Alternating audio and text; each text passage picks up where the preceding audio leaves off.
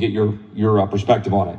Following the 2016 election, Dr. Fauci, Dr. Collins, Peter Marks met with you, to the best of my understanding, regarding vaccine safety, in part as a result of your engagement with President Trump. And at that meeting, you requested evidence of a vaccine undergoing placebo-controlled trial safety tests prior to licensing.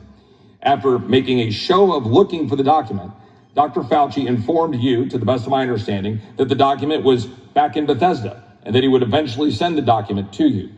The document, to the best of my knowledge, was never sent, and that you sued HHS for documents showing and trying to figure out the truth of the matter, and that you found that not one study was done on pre-licensing safety testing for COVID vaccines. After a year, HHS finally sent you a letter stating, we don't have any. This means, to the best of my understanding, that nobody knows the risk profiles for these products or whether they avert more harm than they cause. And as a result, there's no real science behind these statements, but rather guesswork. Is that a fair characterization of what you've experienced? That is a fair characterization. We had looked for many years to find a... So MSNBC and CNN, oh, what a tease, all you sleaze. What a tease, what a tease, what a tease, what a tease, all you sleaze. In other words, RFK, he didn't know, but he said this should be how you deal with this, because we don't know if those vaccines cause sickness and disease even worse than what they're supposed to be fixing.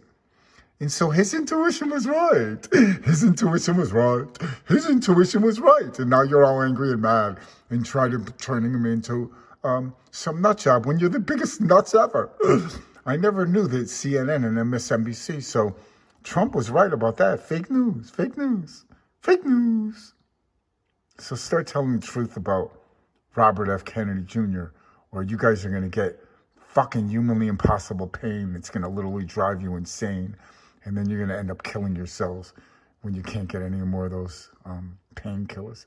Like how many thousands of people in the United States and worldwide.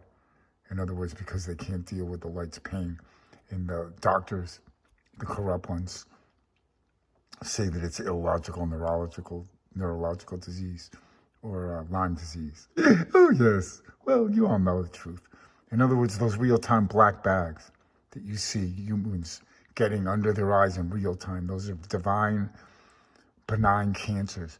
And so when God lasers those on your insides full of snide and pride and lies, it creates humanly impossible disease and humanly impossible pain. It's common sense. It's obvious.